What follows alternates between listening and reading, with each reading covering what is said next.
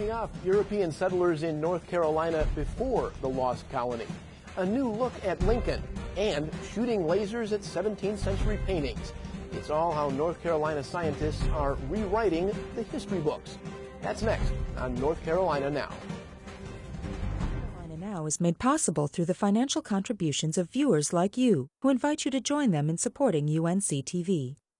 Additional funding for the North Carolina Science Now series is provided by GlaxoSmithKline.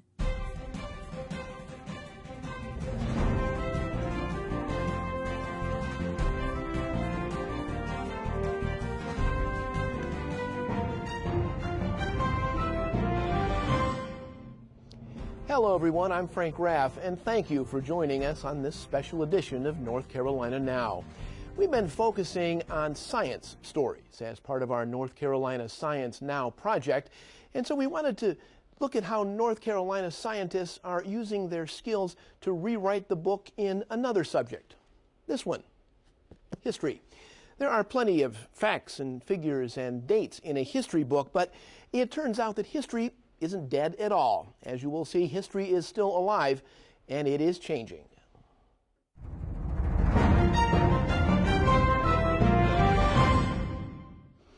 In fact, there's a lot of rewriting history that's happening in a farm field near Morganton in Burke County. The history books tell us that British settlers on Roanoke Island founded the first European settlement in the New World. However, the evidence is growing that the Spanish were already in the mountains of North Carolina by 1567. That is decades before the colony was started on the Outer Banks. The Spanish fort was lost to history after soldiers battled with Native Americans and the outpost was burned to the ground. But it appears the fort has been discovered, and the Spanish and the British shared the same goal, settling the New World and finding gold. So this is a piece of painted pottery. Huge discoveries are often made from the smallest and most seemingly insignificant of items. It comes from a small jar, ceramic jar that would be used for salves or ointment, a little medicine jar, and it's very easily dated to the mid to late 16th century. Analysis of the chemical makeup of the paint and the pottery, the design of the item, a review of the historical and archaeological record. It all plays a part in identifying a new discovery. A piece of Spanish pottery, and this is an example from what we call an olive jar. And you can see it's glazed on the interior. It has a rippled sort of surface, and that comes from having been thrown on a potter's wheel. They are tiny fragments, snippets of life long ago. They provide little information separately. This is a classic small nail, and it's you can see it's hand wrought. And you look at this is a lead ball for use in the arquebus. We know they had arquebuses with them, which is the oldest form of firearm. But collectively, archaeologist Dr. David Moore calls the items the long-sought evidence of the first inland fort built by Europeans in the New World. Principally includes artifacts that would be carried and used by the Spanish soldiers themselves. Mm-hmm. It's not a trade assemblage, it's an occupation assemblage. The items were discovered during the excavation of a Native American village called Juara, which was built by the mound-building Mississippian culture. It was settled around 1000 A.D. More than 1,000 people called the village home. The mound in the center of the village was a ceremonial area and a burial ground. The area is a farm now, but Moore and his archaeology students from Warren Wilson College have uncovered pipes, pottery, tools, arrowheads, and other examples of everyday life in the Juara village. The items fill the archaeology lab at the college, and the finds help paint a picture of life in the Americas before Europeans arrived. Even if you're finding the same things, you're learning more about the structure of the village, where the houses were, where the Spanish men were, where they did their cooking, where they made pottery, the different activities that take place on the site. Researchers had found evidence of Spanish soldiers in the village, but Spanish documents had also told of a fort. built by gold-seeking Spanish conquistadors in the 16th century. However, there was no proof of the fort until now. There are hundreds and hundreds of examples of Spanish artifacts that were traded to Indians throughout the Southeast. The glass beads and knives and chisels. But what this represents here are items that were almost never, in case of nails and lead shot, never traded to the Indians. Native Americans have lived in this area because there's good soil for farming, there was plenty of game, and there's water. There's a creek just on the other side of these trees. And archaeologists have studied this site for almost 3 decades, trying to learn more about the people who lived here, but also trying to find evidence of the Spanish, because it was known Spanish soldiers followed Native American trade routes and they built their forts in the middle of villages. It was 1566. Spanish Captain Juan Pardo and his men set out on an inland journey from their settlement, Santa Elena, on the coast of South Carolina. They built 6 garrisons during their trek, part of the Spanish effort to colonize the New World and search for gold. In what would become the North Carolina foothills, some 300 miles inland, Pardo built Fort San Juan in 1567. It was the largest of the forts, and it preceded England's lost colony at Roanoke Island by 20 years and Jamestown by 40 years. The search is painstakingly slow. Thin layers of soil are removed and sifted. Any items of possible interest, no matter how small, are cataloged for where and when they were found and then saved for further study. A flake is made when people are flint knapping. They are working wood to make it into a sharp point, and little flakes come off that look like that. They're uber sharp. And the soil itself tells a story. That's another reason the excavation moves so slowly. Soil takes time to read and understand. You need to pay close attention to soil changes in color to where you're getting down to the subsoil. Once researchers dig through what is called the plow zone, the depth to which a plow disturbs the soil, color changes in the soil explain what happened on the surface. A lot of what's important right now is just analyzing what layers of soil go together. So a lot of the structure of the mound itself and the fort came from just looking at the colors of the soil. These are not natural soils here. The different colors come from human activity. That's what we're doing. We're looking at different soils all the time. And what we have to do is determine which of those soils is caused by what activity. So the wall of the fort, so they built a moat around the fort. This is the moat right here. Dark stains in the soil adjacent to the 5-foot deep moat indicate the palisade, a quickly constructed wall made from cut trees that surrounded the fort. The size of the fort is still a mystery. You're always finding something to try to figure out. You're seeing interesting artifacts, trying to understand what the soils represent. The Spanish built their fort in the middle of the Native American village. It was a way of asserting their authority over the village. 18 months after the fort was built, 25 soldiers stationed there were dead. Indians formed their relationships and cemented those relationships with bonds of reciprocation. And the Spanish weren't giving anything back. They weren't here to trade with the Indians. They were here to take their land. And once the chief here decided that this was no longer worth his while, and he wanted to send a message, it was probably the same situation at all the villages where the forts were. So they killed the men, and they sent back one man back to Santa Elena, and had him say, this is it.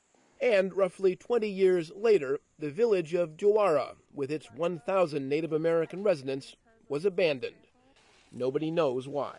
As European colonizers came and seized land and tried to negotiate a new cultural landscape here, the Indians had to do the same. They had to cope with it, react to it. They weren't defenseless people. They weren't unsophisticated people. They had to figure out what was going on and cope with it as best they could too. So this was the classic colonial experience.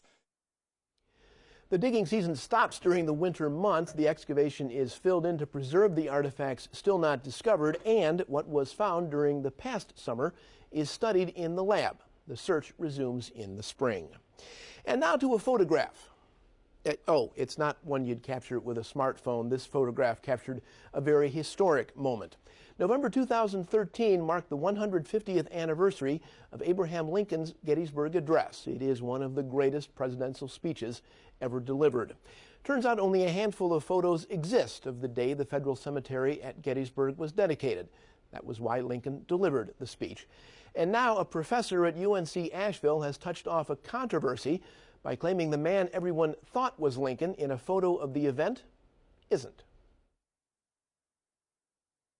A visit to Christopher Oakley's office is a feast for the imagination. Movie characters, props, and posters abound. Judging from the colorful collection of the former animator for Disney and other studios, you'd think that art and Hollywood and entertainment are Oakley's passions. That is, until you spot this photo. That's Oakley, not Honest Abe. Consequently, I got lots of things with Lincoln on them throughout the years. There's a claymation Lincoln on the windowsill, right next to molds of the 16th president's hands. And there's a copy of a life mask of the president on the desk, next to a Lincoln coffee cup. You get the idea. I was sitting in my kindergarten class, and back then, every classroom had photographs or paintings of presidents on the wall, and usually had Lincoln and George Washington on every wall in that era. And I remember distinctly sitting in my little desk looking up at that painting of Lincoln, and I have no idea where this thought came from, but I had the thought, I knew him and he was a nice man. And the fascination was on. That partly explains why the animator turned professor of new media at UNC Asheville has been collaborating with his students on the Virtual Lincoln Project. This is what Abe will look like. It would be a great way to introduce the speech to children. It's an ambitious effort to animate the Gettysburg Address. That meant we had to do an enormous amount of research and look at the historical record, look at the written record, look at the photographic record of what happened at that time. Only 6 photos of the day are known to exist. To help research faces in the crowd for the Virtual Lincoln Project, Oakley studied this stereoscope image taken by photographer Alexander Gardner. Stereoscope photography was the rage at the time. To look at the pictures, you used a viewer like this, and essentially it involved taking a picture of the same image at the same time, but with 2 lenses that were separated just a bit, much like the windows in the viewer here. To look at the picture then, put the photo in the tray and moved it back and forth, and that creation of 2 images using 2 lenses separated just a bit gives you the stereoscope effect. It's 2 lenses, but they're on the same camera, going onto the same piece of glass negative. And so you'll have your left eye and you'll have your right eye. A few years ago, an amateur historian stunned the nation by studying this Gardner photograph and identifying this tall figure on horseback with a beard, a stovepipe hat, and saluting the troops as Lincoln. But Oakley was skeptical. He maintained the hair was too long, the beard too full, and it appeared the figure had epaulets on his shoulders. Lincoln was wearing a plain overcoat that day. There's no way this man can be Lincoln. So Oakley wondered if the Library of Congress had ever created a high-resolution image of the left side of Gardner's negative. It turns out it hadn't been scanned. Now notice that there's a difference between these 2 sides. This side is in terrible shape. It's got cracks. The photographer's varnish on the back is completely cracked and flaking off. This side has better contrast and is not quite as damaged. They said that'll be $73. And I said, okay, best $73 I ever spent.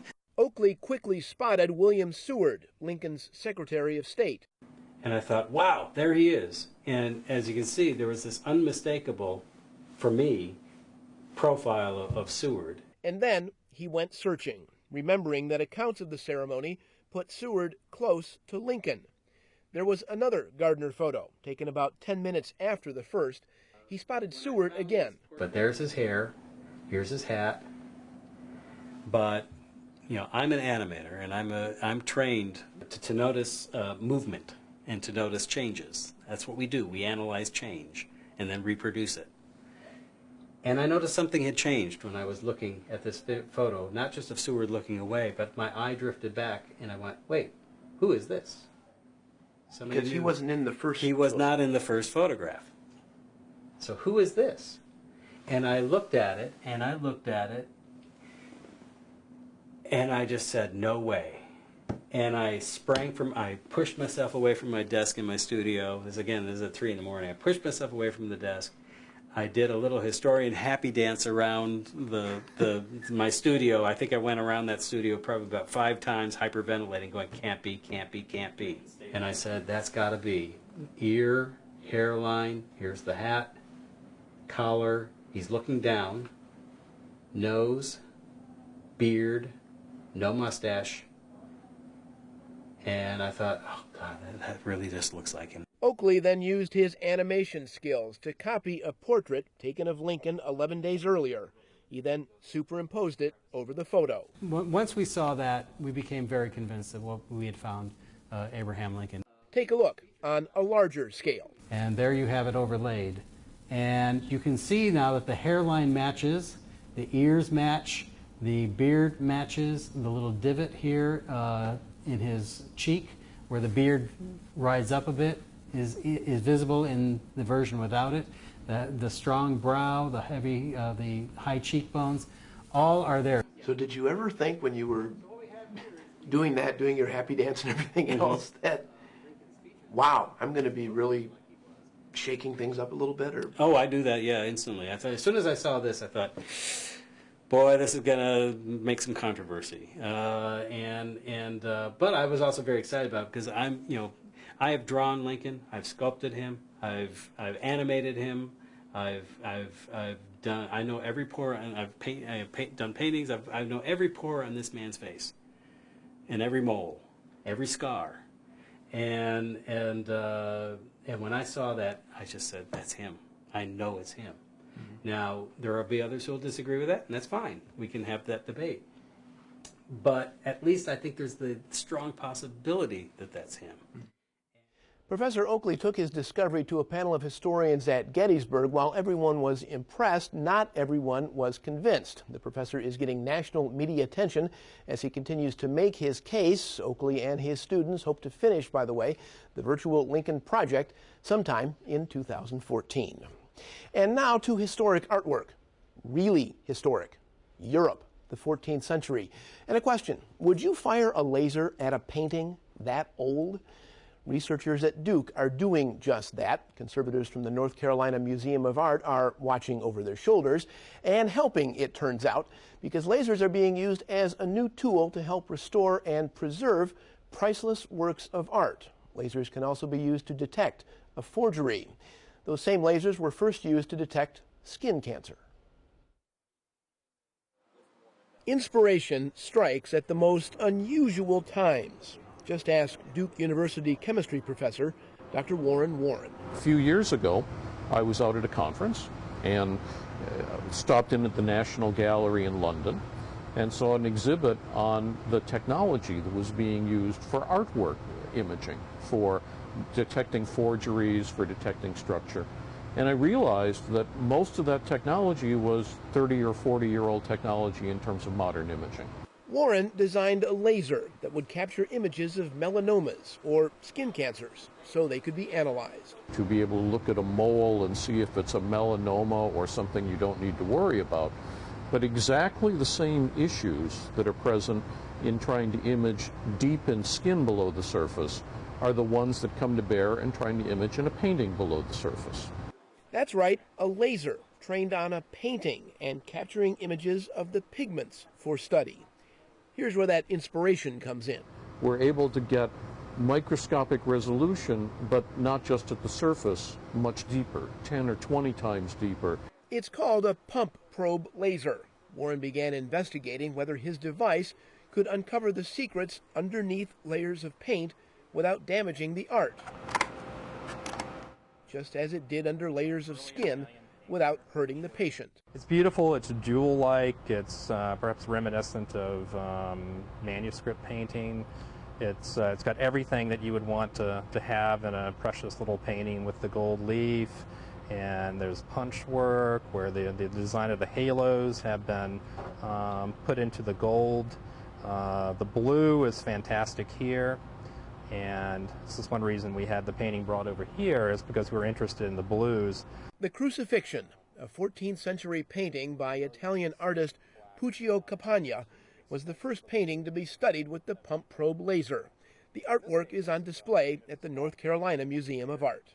Actually, to have a blue passage in a painting that is as thick as this blue is kind of unusual. Researchers want to know how the deep blue in the Virgin Mary's robes was created. It's believed to be lapis lazuli, a rare mineral found in Afghanistan and imported to Italy for the painting.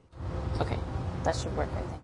Until now, a conservator would use a scalpel to take a tiny chip of that deep blue paint and study it under the microscope. That's not a good thing for a rare painting dating to 1330. Perfect. The pump probe laser will allow conservators to scan through the layers of that dark blue paint without hurting the art. And here's how it works. The device uses two low-energy laser pulses of different colors in a laser scanning microscope. The beams are focused on the area to be examined. The pulses are timed. The first pumps the pigment. The second probes what happened to the energy left by the first. Each pigment has a unique energy signature. Images are taken with different colors to study the wide range of pigments. Researchers can zoom in and out, much like looking at a layer cake, to separate the colors and see what was originally on the canvas. So I've sort of found an area here in the center, and then I just want to focus it by eye, because once I turn the laser on, I don't want to just be messing around in the painting. Once the painting is locked in, the laser is fired. The total power on the painting is harmless. It's less than what a laser pointer emits. This piece was probably in someone's personal, sanctuary at home, and now we're looking at it and we're putting lasers on it, and it's fascinating and almost scary. I don't know. So we start from the surface here. This is basically, we focus above the actual layer, and we can slowly, virtually just cross this paint layer. You can see those crystals come into focus, and then they disappear because we focus underneath them until we get through the entire layer where the layer ends. In slices 100 microns by 100 microns, the laser cuts through the layers of paint. We actually see the three-dimensional structure of these pigments. The first discovery, that deep blue, is pure lapis lazuli. These blue crystals are actually the actual lapis crystals. So lapis lazuli is a ground-up rock, right? And these are the actual crystals. So you see these are individual crystals. Here you can basically slice through them, virtually slice through them, that are embedded in this red because we mixed them together. The multiple layers enhance the depth of the color blue. The laser also reveals brushstrokes and other techniques. When you look at it microscopically, it doesn't look like the whole composition. It just looks very detailed. When you zoom out, and then you get to what the artist wanted to convey with his techniques. Deep imaging analysis can also be used to identify forgeries and guide conservation techniques by revealing original paints from old coverings that were used in restoration work. Lasers can not only be designed to penetrate and analyze tissue or art.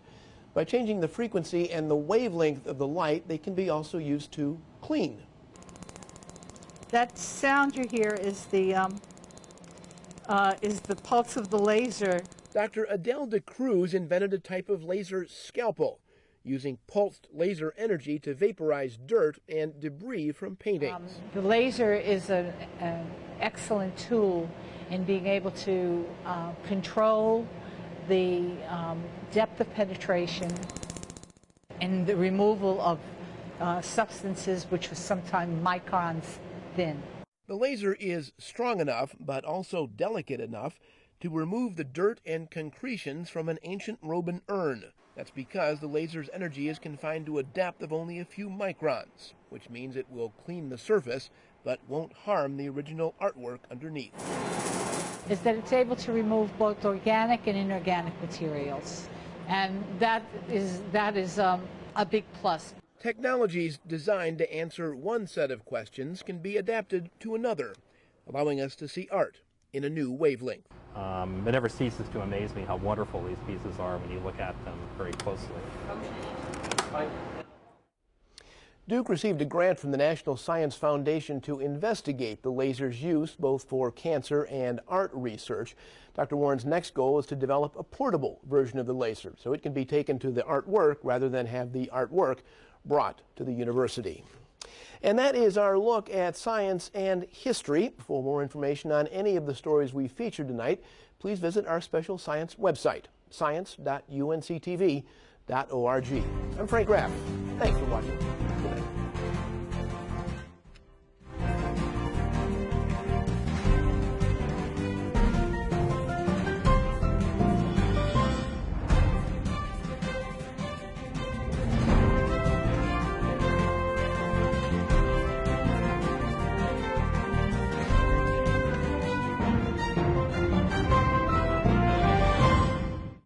North Carolina Now is made possible through the financial contributions of viewers like you, who invite you to join them in supporting UNC-TV. Additional funding for the North Carolina Science Now series is provided by GlaxoSmithKline.